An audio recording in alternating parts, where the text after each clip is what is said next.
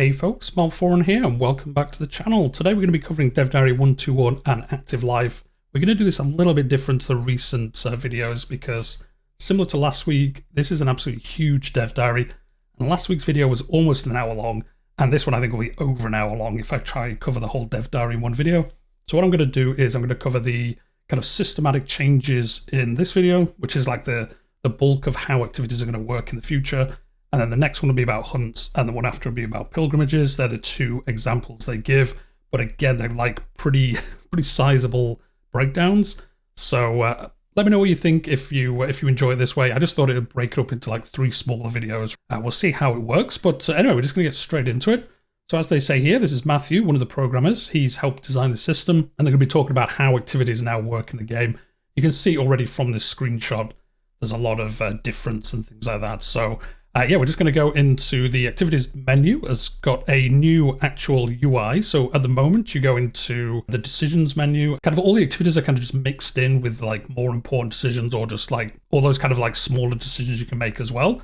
Now, what they've done is they've actually split out activities into their own UI. I guess it's this icon here. Yeah, it must be. This is decisions. This is the Royal Court.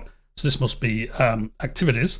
Then as you can see, you can do grand activities, which I think they say at the end they're going to cover grand activities next week, or in a future Dev Diary. They've got host and activity, and then these are the ones you see already, you know, doing a feast, doing a hunt, doing a pilgrimages. A festival is, I think, a replacement for like blot, I think. We'll see whether they talk about it later, or it could just be another new thing they brought in. And then activity invitations, this is where you'll now see if you've been invited. So, because at the moment you get invited and you get a pop-up and it says, you know, do you want to come to my feast? I wonder if now this will move. It says and notify when you join tournaments. They'll talk about that in a second as well. But I wonder if this will still pop up in the UI as a pop-up event, or whether it will move to the current situation tab thing, as most things that happen under the decisions tab do. So it'd be interesting to see whether they change that. But anyway, this guy's obviously been invited, and he's yet to decide, I guess, whether he wants to go or not. And then when you click on any of these activities, you'll get a more detailed breakdown of what hosting one is like to have an outcome for you and your guests, as well as more useful information like missing a master of the hunt or how long the cooldown will be. You can also flag each type to notify you via alert when they're available to host. Oh, so similar like now where you get the icon, say you can do a feast or a hunt or whatever. Much like decisions, this is on by default for the more important grand activities. So yeah, I do realize, I do notice that, like, it's kind of annoying sometimes when I start a new game and like host a feast, host a hunting thing isn't on by default to notify you. I guess it might be annoying if people don't do them that often, but I always turn them on as soon as I start a game. But yeah, similar to that, they're saying they're going to be turned off by default, but grand activities will be activated on the pop-up will arrive every time, unless you turn it off. And then here we go. So very much like decisions, host a hunt. It's going to tell you basically, what's going on. And then better than now, it says anticipated rewards from this hunt activity. You may gain Glory Hound vassal opinion. They talked about that last week, if you haven't watched that, about how vassals are now going to have like tags and like, not clubs, but like Glory Hound vassals or religious vassals and things like that. May gain trophy artifacts, you may get an artifact from it. These are a lot of things that kind of happen during these events already, but it's kind of better that it shows you, especially for new players again, like it shows you like this is roughly what you should expect from doing a hunt. Whereas now it basically just takes cost. It doesn't really tell you what you will get. We all know you just farm prestige from them, but this kind of tells you a little bit more about what will happen, how much it costs.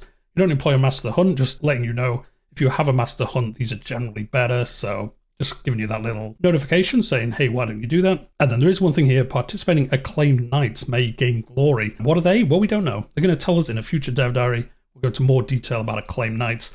I'm guessing these are going to be like, because at the moment you have knights, and I wonder if they're going to have like traveling super knights, basically. Like, oh, he's acclaimed from these battles that he's done, but, do you want to hire him and then he leads your army or something like that, maybe? I imagine it's going to be something along that area. Or maybe they can level up and you have like tier 5 knight and he's just really good. So, do you want to risk him in battle or something like that? So it'd be interesting to see in the Dev Diary what they exactly are going to be. This view will also contain all activities you can potentially join, either ones you've been specifically invited to or any grand tournaments nearby. Invites list information about the activity and why you might want to attend as a guest, as after all, not only the host of an activity benefits from attending And all over the game, you can quite easily attend more activities than you can host.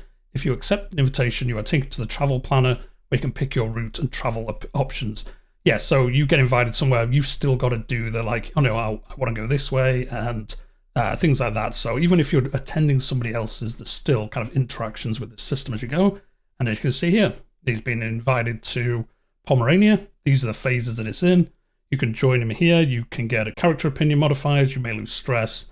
You may gain a trait. So kind of similar to if you host them yourselves, but obviously the other side of that, attending it and seeing what he does. Once you click to plan an activity, this is where the real big changes begin, and you're taken to the all-new activity planner. The first choice you make in most activities is what special type you'd like to engage in. These types set the overall theme and tone of the activity. Some are available to everyone, and others are unlocked by more specific conditions such as various perks and modifiers. These provide a variety of different potential rewards that you are aiming to get by hosting the activity and what costs and risks you may incur. So they've talked about this before, because when this was first announced, there was the red wedding, and everyone was like, oh, everyone can just do this. But no, some of these are locked behind certain traits. So it does kind of change up. You're not going to be able to do all of these on every character you have. Some of them do require certain specific things to happen, and they're going to go into that further down. I like this UI though. So this guy can do hunts, falconry, or a legendary hunt, and they will talk about legendary hunts later and how they work. And obviously you can choose which one. I quite like this UI, to be honest. It's quite nice. After you decide your type, then you need to pick a location, or depending on the activity, multiple locations, such as in a tour, where the activities will occur, which they did cover last week. The map automatically zooms out to fit all locations on the screen. You better not have a huge empire, because it just zooms out to the entire map, I guess. I guess so. Mainly so you don't forget any of those holy sites that may be a bit further away from your realm. I mean, that's true, actually. If you're doing a pilgrimage and you're in England, I guess it'll zoom out so you can see Jerusalem and the other, Rome and the other locations that you might want to go to, if you're Catholic, obviously. The map will highlight all valid locations you can go to, and every location is given a score of how good hosting there is likely to be. What this score and impact is depends on each individual activity. So for a hunt, things like terrain can impact your success chance. For a tournament, having relevant buildings can reduce the cost, and tours care more about your vassal's opinion of you. So yeah, as it says here, they're just going to say like, oh, if you did a hunt, these are the 5. Yeah, 1, 2, 3, 4, 5. Well, there's 6 actually shown here, but I guess these are the 6 he can choose from. These are the best places to do a hunt, and you can choose to do them there.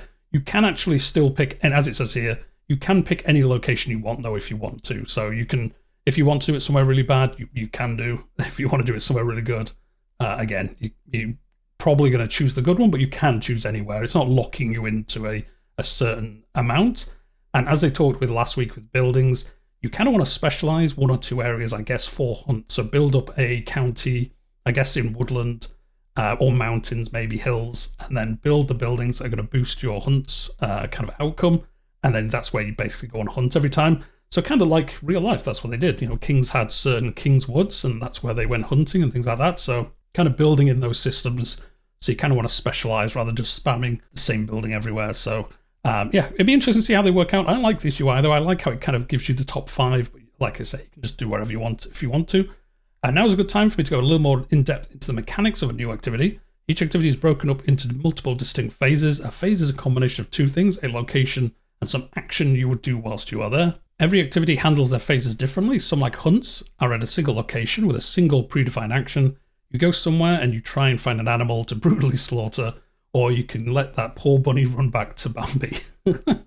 A Bambi reference in there already, so okay, that's what we're doing today. Other activities such as tours are in multiple locations with different actions that you pick. We saw this last week. You can do a feast here, you can tour the grounds of a vassal at this location. So there's always a little bit of variety on different things that you can do. A tournament, on the other hand, is at a single location, but with multiple different contests, but more about that in a future dev diary. Calling back again, I think to the first dev diary of this expansion, there was that UI that showed like a tournament ground. I imagine it's going to work like that, and you can like travel between the different buildings, I guess. I would imagine that's probably how it's going to work, but obviously they're going to cover that in detail in the future. All these different requirements for the locations and phases you can pick are fully moddable, so they can do like crazy mods based on this system, which is going to be awesome to see what some of them will come up with. For now, the hunts have chosen our location, and now we can see the route that we will travel to our destination, as well as various opinions and guests that we can customize to this activity. So here we go. He's going to do a hunt in Ormstrup, and this is the route he's going to take. He hasn't filled out any of the options here, but the Caravan Master here, travel options, we saw these last week. You can get bodyguards, you can get faster horses, you can get multiple different things in here. Well, 2 different things here, depending on what buildings you have and stuff like that. The kind of intent the hunt is, the activity options, manage guests, whether you want certain people there or not, and then you can start the hunt, and that's when you'll start the journey. So we saw this last week, but again, it's just showing kind of roughly how it will look when you first choose a thing to do. So that's pretty cool to see. And then for a refresher on travel planner, go back to the previous dev diary. I did cover that in a previous video, so I will link that in the description down below. I covered last week's in quite a bit of detail. In the bottom right, though, you can see a few options related to the activity itself. We've got our intent, activity options, guest list, and finally the cost, which is this stuff on the bottom right. Let's look from left to right. So we're going to start with intents. Intents represent what you specifically want to get out from the activity on a more personal level. Every activity has a default intent, which is generally recreation, so you're just chilling. You just want to relax and help reduce your stress. There we go. There are more intents, though, some shared and some unique to each activity, such as Slay Beast, which you can select. So basically just saying this is kind of similar again to how they talked about tours last week. You can kind of specialize a little bit more what you want to do. So there's recreation, and this is all about hunts. So Slay Beast, murder someone, seduce someone, or befriend someone. So you're basically going on the hunt, but then you can say like, oh, on this hunt I want to focus on inviting somebody and I'll seduce them, or I'll invite someone, a vassal I don't like, and I'll murder them during this hunt. So I guess these are going to be separate to like murder intrigue plots, because generally during intrigue plots you do get a thing of like, oh, the guy was traveling through the street and whoops, he got murdered by somebody. But I wonder if these are going to split out from those. So you can do a hunt where you are going to murder somebody if you can, but you can also have an offensive scheme going as well. It'd be interesting to see if they cover that later on. I'm not sure if they do, but yeah. So you can basically say, let's have a sneaky hunt where we kill someone. Every character attending the activity has an intent, and you can change your intent midway through an activity if you decide to pursue something else. Oh, that's cool. So you can actually change it. So you can be recreation, and then maybe something bad happens in your realm, and maybe that vassal's in the hunt with you, and you change it and go, okay, actually, this is a good time here to bump him off, so let's switch it up a little bit. Some intents without a specific goal, such as recreation, cannot be failed, simply because you're just having a good time. So yeah, some of them just, what will happen. Obviously murder, there's a chance it'll fail. It'd be pretty crazy if it worked every time. So some intents come with a target you pick from your invited guests, such as finding an excuse to murder someone during the hunt, or maybe you've had some amorous plans. So here we go, yeah, murder, and then they've chosen somebody here. So yeah, I'm going to try and murder them during this hunt. And yeah, that's basically how it's going to work. Pretty obvious. There are some additional options you can pick depending on the activity type as well. These often have a cost attached to them in exchange for improving the activity. If you're low on cash, you can just leave them on basically like the default version. Often these options will tie into the quality of the rewards with the activity. So you get something proportional to the money you put in. So if you put more money in, you get something better out. Generally, I guess there's a chance you won't, but in general, you will get better stuff the more you put in. Other options are tied to characters will automatically be added to your entourage and invited to your activity. So I guess if they're themed around something, they'll always come. So there we go. This is just the UI. You can change a little bit like the Royal Court UI. You kind of just increase it if you want to make it better. Each activity option and the activity itself can be scripted to invite people in your entourage, and they will try to add people that are relevant to the activity type. Additionally, most activities will automatically invite anyone in your entourage to the activity as a guest. Not all activities will do this, such as playdates. That's fair, because it would be really pretty weird for your travel leader and bodyguards to come out and hang out at a kid's party. I mean, that is true. That is true. It would be. But then again, maybe someone's trying to kill your kid at it. So is it that weird? It probably is still a bit weird. Speaking of our guests, let's look at who we want to invite to our activities. And obviously this is the UI. It's pretty cool. You can actually sort it by category. I think they talk about this in a second. You can tick certain people, so it's a little bit easier to just invite everyone. Like, do you click these and then they come? They might cover it in a second. It is cool you get to see how long it will take them to travel here. So the King of England is going to take him 105 days. He'd say no, like I'm not interested. But the Duke of East Anglia, 90 days to come visit. This guy in Devon, 137 days. So I guess maybe if it's too long, too far away, they won't come. They'll probably say like, nah, that's too far. I'm not interested in coming all the way here for that. Unless maybe it's a tournament or a wedding or something, then maybe they will. We decided to go down the route of having various categories of guests you can invite. This is primarily to reduce micromanagement again, as I was saying, like it's if they didn't have this filter, you just have a massive list of like everyone. So it is cool they have this filter for you to basically do that with. So if you just want to invite your lovers to a bit of a fun hunt, so you can just do that and you're just immediately done, and it's you're not having to like go through the list and find them and things like that. So it's good they've thought about that ahead of time. Each character has an acceptance chance and estimated travel time. If they cannot make it at all, they're likely to just say no. There's a limit to how many characters can attend a given activity. This depends on the character type, with larger festivities such as weddings and tournaments allowing more people than a hunt. If you go above the cap, the guests invited with less important roles will be filtered out first. So actually, this is pretty good if you're not that interested in getting into the nitty gritty of the of how it works every time. I guess you can just say like all, and it'll just invite like the top 20 people, kind of how they work now. So it is good that if you're not interested in, like say, setting up each one perfectly each time, messing around with it, if you just want to get that prestige or stress loss, you can just say, just leave this with everything turned on, and it'll just invite the top 20 people or something, rather than kind of filtering it any more than that. Once the activity is started, you can invite anyone via character interaction. You can invite people these groups don't capture, such as your friends in multiplayer. So yeah, you can set it up and then you can still kind of fine tune it if you want to. Certain activities have one or more special honorary guests. These guests are who the activity itself is centered around, such as the honored guest is a feast or two spouses for a wedding.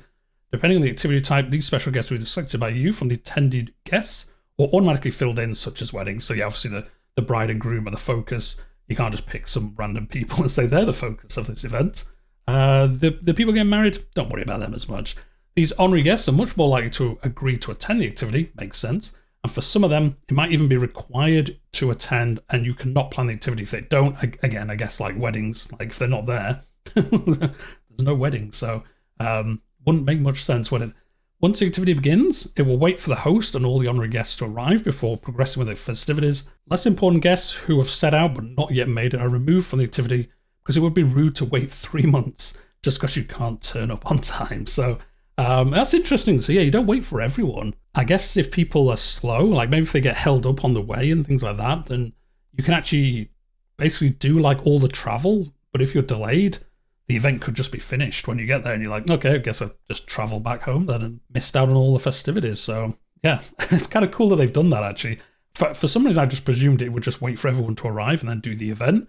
But I guess it makes sense. Like if you've got like 9 out of 10 of them are your vassals and they're nearby, and then the 10th person is a duke from, a realm a little bit further away.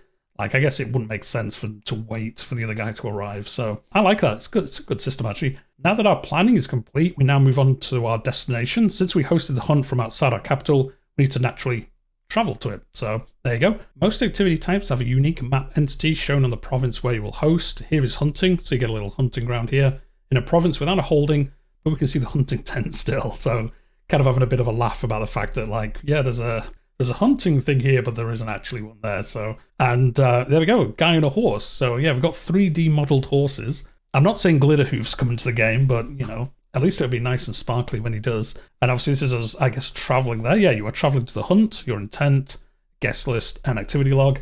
Success chance 26%. That's not very high, is it? Although I suppose it does actually fail quite a lot in game. You don't always capture something during a hunt, so I guess it makes sense. And then here it's saying they're going to break down these images. So this is kind of going into the detail of how activities work step by step. There's a lot of really cool art here and a lot of really cool pictures, as you will see as we go through. So I like how this UI is going to work.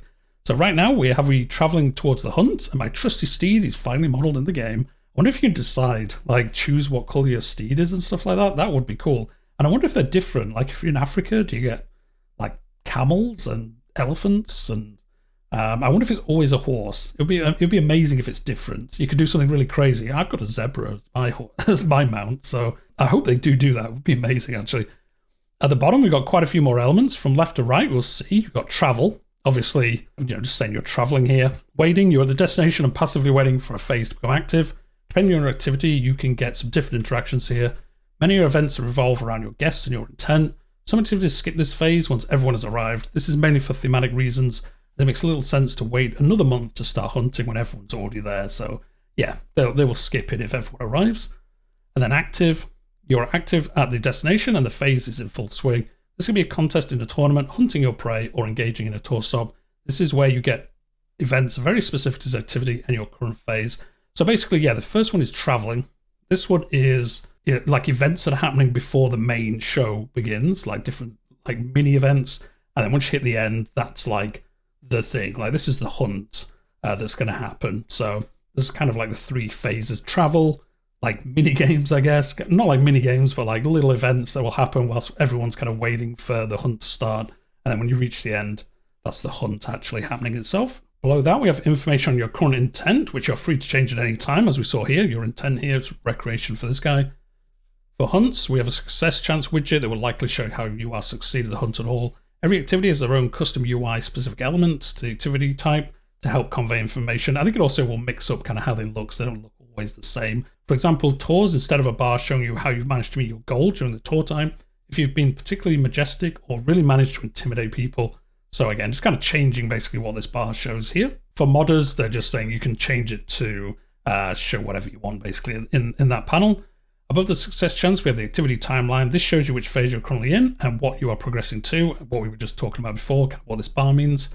Around your current phase, there's a progress wheel which ticks up each week and has a chance to fire an activity pulse action, which our designers have lovingly called the APAS. Okay? These pulse actions are small events akin to toasts in which you get informed about people in the activity and what they're getting up to, as we were talking about before. It may be you making extra progress to track a boar in your hunt. It could be 2 guests getting more friendly with each other, your spouse showing off at your feast, or someone gifting you a trinket in honor of your grand wedding.